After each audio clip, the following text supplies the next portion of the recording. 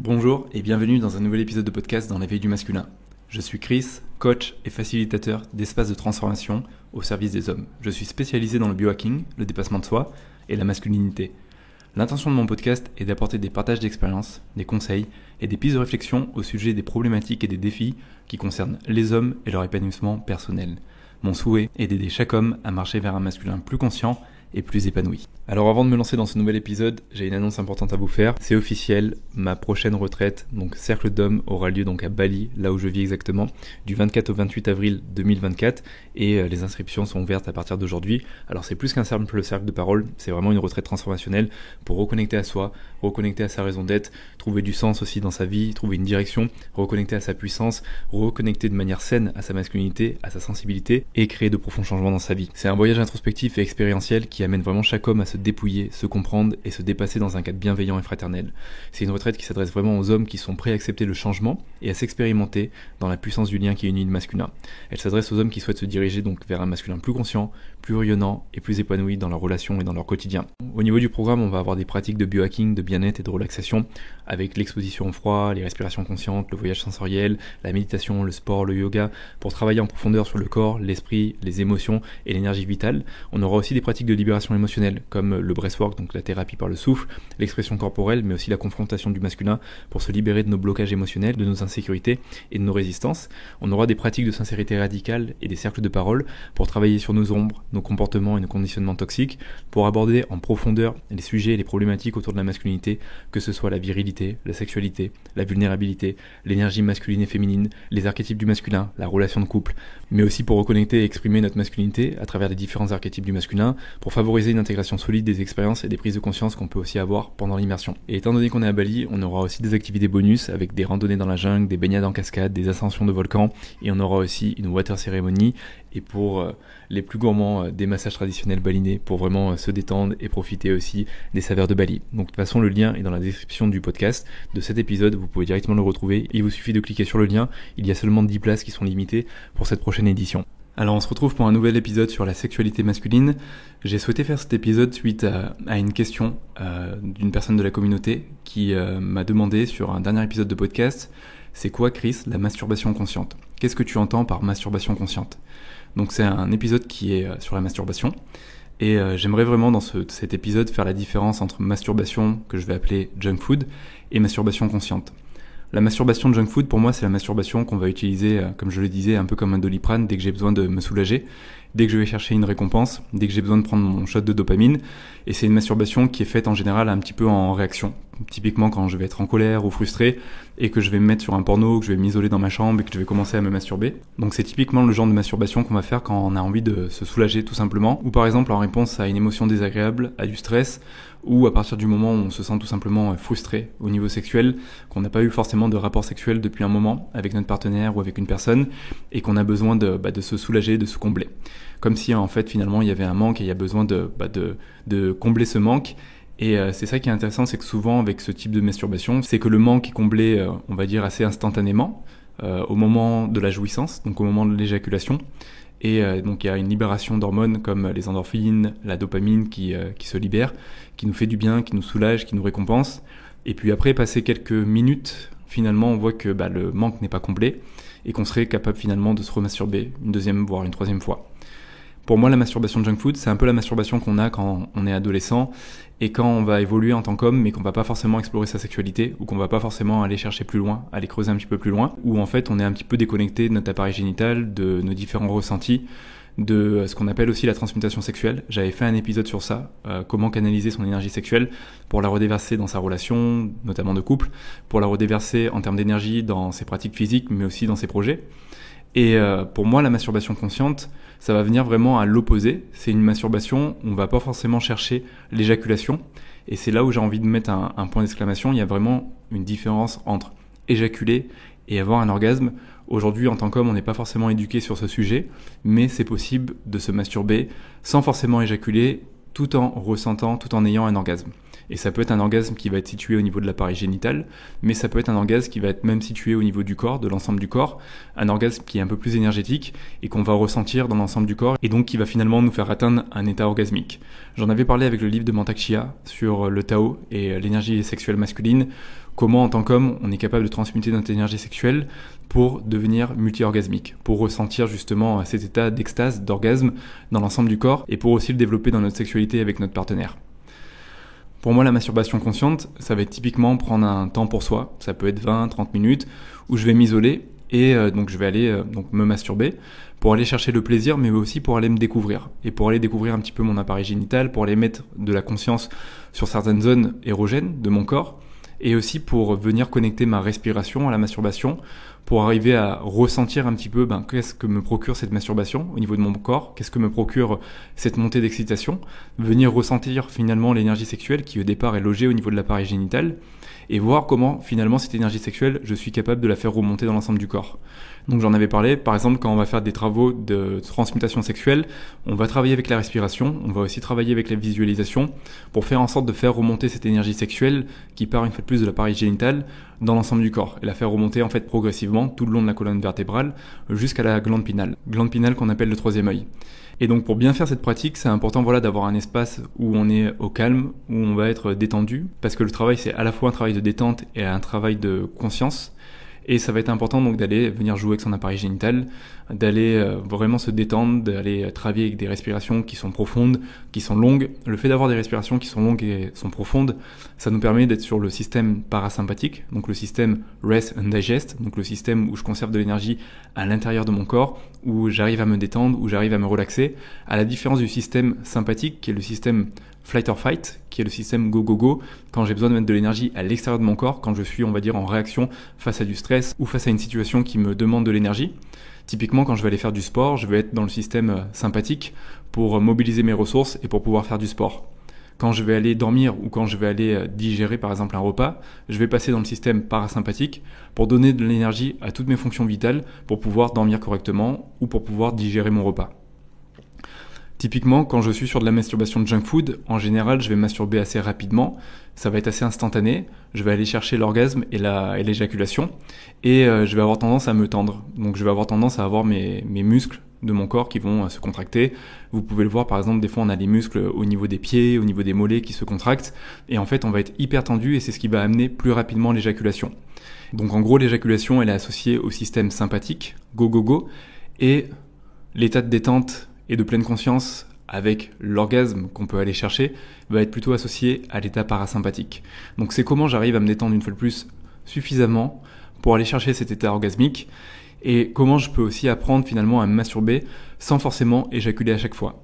Dans le Tao, donc dans la philosophie taoïste, plus j'éjacule, plus en fait j'évacue mon énergie vitale, mon énergie créatrice, celle qui permet la vie, celle qui me met en mouvement, celle qui me donne de l'élan, c'est finalement on va dire le désir.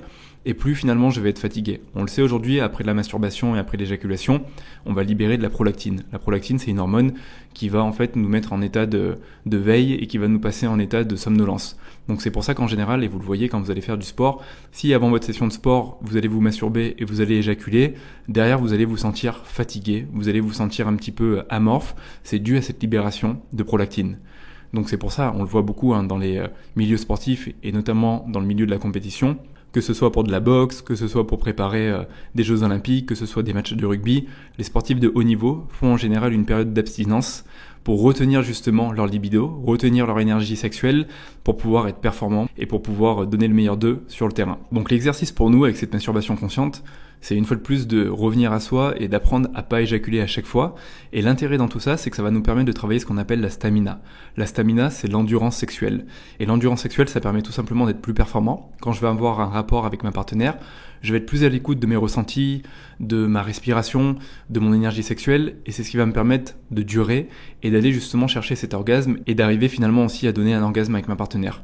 C'est une problématique qu'on peut rencontrer en tant qu'homme, parfois de ne pas arriver à durer. Au début, quand on démarre une relation, on connaît pas forcément l'autre personne, il n'y a pas forcément une grande excitation comme si on aimait la personne depuis des années et des années, et on arrive à durer. Et puis les mois passent, les années passent, et finalement, on voit que c'est de plus en plus difficile de durer, et que nos rapports sexuels sont de plus en plus courts. Parfois, ça peut durer même quelques minutes, et on commence à se poser des questions si on n'a pas des problèmes au niveau de notre libido ou au niveau de notre sexualité, si limite on n'est pas éjaculateur précoce. Et en fait, je tiens à vous rassurer par rapport à tout ça, c'est tout à fait normal parce que le désir sexuel, l'éjaculation est complètement lié au désir qu'on va éprouver pour notre partenaire. Et complètement aussi lié au fait de ne pas justement avoir de pratique de transmutation sexuelle, de mal connaître son appareil génital, de mal connaître ses zones érogènes, d'être souvent sur le système sympathique, qui fait que au bout de quelques minutes, on se retrouve à éjaculer. Donc tout l'intérêt, c'est finalement d'arriver à développer cette endurance qui va nous permettre d'être plus performants d'une certaine façon dans nos rapports sexuels, mais qui va nous permettre de prendre plus de kiff, d'être aussi beaucoup plus connectés, même émotionnellement, physiquement, énergétiquement à notre partenaire, d'aller beaucoup plus loin et beaucoup plus en conscience dans les rapports sexuels qu'on peut avoir avec notre partenaire. Donc pour revenir à cette histoire de masturbation consciente, c'est au final comment aujourd'hui dans votre quotidien, vous pouvez remettre de la conscience sur votre masturbation et arrêter d'être dans cette masturbation automatique, junk food, qui est là juste pour vous soulager, qui vous fait éjaculer à chaque fois, qui vous fait perdre de l'énergie et qui vous fait finalement être dans une zone de flottement où vous avez l'impression de ne pas progresser dans votre sexualité et de reproduire toujours la même chose. Finalement, c'est aussi quelque chose qui produit des addictions, comme l'addiction à la dopamine finalement, au fait d'avoir à chaque fois ce stimulus hormonal qui nous fait du bien, qui nous récompense sur le moment. Et dès que ça va pas, dès qu'on est dans une émotion basse, une émotion difficile, on va aller chercher ça comme un automatisme pour aller chercher cette dopamine. Et moi je sais que pendant longtemps, quand j'étais assez jeune, j'ai été dans une forme de masturbation compulsive, et notamment avec le porno, et ça m'arrivait de me masturber 3, 4, voire 5 fois par jour, et finalement je perdais beaucoup d'énergie, j'étais assez amorphe, j'avais envie de rien faire, j'avais le goût pour rien, j'avais pas trop d'appétit, je m'entraînais moins bien, et je voyais à quel point finalement ça jouait sur ma physiologie, mais aussi sur mon mental, sur mon moral. Et dès que j'ai commencé à mettre plus de conscience dans ma sexualité, à avoir une masturbation finalement plus respectueuse de moi, de mon appareil génital, de mes besoins d'homme, et une masturbation qui me permet aussi de m'explorer, sans forcément aller chercher l'éjaculation, j'ai commencé bizarrement à me sentir mieux mentalement, à me sentir mieux moralement, à être aussi plus endurant dans mes rapports sexuels avec ma partenaire, à prendre aussi plus de plaisir, à être plus à l'écoute de ma partenaire. Donc c'est un peu le message que j'ai envie de vous faire passer avec cette histoire de masturbation consciente. Il n'y a rien de bien compliqué ou rien de bien sorcier. C'est une fois de plus comment je remets de la conscience sur ma masturbation, comment j'apprends à transmuter mon énergie sexuelle pour la mettre au service de choses plus grandes comme mes projets, comme ma relation, et pas juste pour me soulager, comme un Doliprane une fois de plus, dès que ça va pas. Et on peut dire ce qu'on veut, mais en tant qu'homme, il y a un moment où on a besoin aussi de s'épanouir dans notre sexualité, et c'est pas le fait d'enchaîner des conquêtes, ou le fait d'avoir une fréquence énorme dans nos rapports sexuels qui fait qu'on arrive à se satisfaire. Je pense que c'est le fait vraiment d'avoir de la profondeur, de se sentir connecté à sa partenaire, de se découvrir, de se renouveler, de découvrir des choses sur soi, d'aller au-delà de cette simple éjaculation. Et je dis pas que l'éjaculation est mauvaise, c'est très bien d'éjaculer et je pense qu'on en a besoin. Et aujourd'hui, il y a des études scientifiques qui prouvent que l'éjaculation est bonne même pour la prostate. Mais on le voit avec la philosophie taoïste et je vous invite une fois de plus à découvrir le livre L'homme multi-orgasmique, l'énergie sexuelle masculine de Mantak Chia. C'est important de savoir aussi retenir son énergie sexuelle, d'avoir des périodes d'abstinence pour gagner en énergie et pour vivre en meilleure santé et plus longtemps. Aujourd'hui, il y a des études scientifiques qui sont corrélées à la philosophie du Tao et qui montrent que scientifiquement, on arrive à vivre plus longtemps quand on éjacule moins, c'est-à-dire quand on n'éjacule pas tous les jours ou toutes les semaines. Et dans la philosophie du Tao, j'en avais parlé, en général pour un homme qui a moins de 30 ans, on recommande d'éjaculer une fois par semaine. Pour un homme qui va avoir 30 à 40 ans, c'est une fois tous les 10 jours. Et pour un homme qui a passé les 40 ans, c'est une fois toutes les 2 ou 3 semaines. Le premier exercice que je peux vous donner, c'est de vous isoler dans votre chambre, de prendre 30 minutes avec vous, de vous stimuler donc physiquement et de vous masturber et de commencer déjà à prendre de grandes et longues respirations et puis de vraiment vous reconnecter à tous vos ressentis et d'aller chercher un pic d'excitation à la limite de l'éjaculation et dès que vous arrivez à l'éjaculation, ça va être de ralentir, de prendre des plus grandes respirations et d'arriver à rester un petit peu dans cet état où vous êtes un petit peu limite à 2 doigts d'éjaculer, mais vous sentez aussi qu'il y a une forme d'orgasme qui est en train d'arriver au niveau de l'appareil génital. Vous commencez à ressentir des bouffées de chaleur au niveau de votre corps. Vous commencez peut-être même à avoir des spasmes. C'est l'énergie sexuelle qui se réveille et vous commencez à jouer avec cette énergie sexuelle. Donc finalement, c'est un petit peu une reconnexion à votre énergie sexuelle, nerveusement, énergétiquement, spirituellement, émotionnellement. Commencez à vraiment la palper, à la ressentir et à voir comment vous pouvez jouer avec elle, comment vous pouvez la diffuser dans l'ensemble de votre corps. Au début, c'est pas évident. C'est assez mécanique de s'enfermer dans sa chambre et de faire cette pratique de transmutation sexuelle, mais en même temps, on a besoin de passer par là pour remettre de la conscience sur notre sexualité et arrêter de voir notre appareil génital comme un simple outil qui est juste là pour déverser cette énergie de vie et puis c'est tout, qui est juste là pour nous soulager. Voilà ce que je voulais vous dire par rapport à la masturbation consciente. Une fois de plus, il n'y a rien de bien compliqué. C'est commencer avec soi-même. Je trouve hyper intéressant d'en parler dans son couple, de parler à sa partenaire de cette envie d'explorer sa sexualité et de pourquoi pas aussi l'explorer à 2. Avec ma partenaire, on fait en sorte d'avoir dans la semaine 1 ou 2 moments avec des pratiques de transmutation sexuelle où on n'est pas là pour chercher à tout prix à faire du sexe. On est là pour vraiment être connecté l'un à l'autre et on est là pour s'explorer. Parfois ça va passer par un massage érotique, un massage tantrique. Parfois ça va passer par une douche à deux. Parfois ça va passer par des caresses sur l'appareil génital. Et finalement on va apprendre aussi à ressusciter le désir chez l'un et chez l'autre. On va prendre le temps de voir ce que l'un et l'autre aiment et on va prendre le temps de s'explorer sans qu'il y ait forcément cet acte de performance où tout de suite on va aller chercher le rapport sexuel avec l'éjaculation rapide.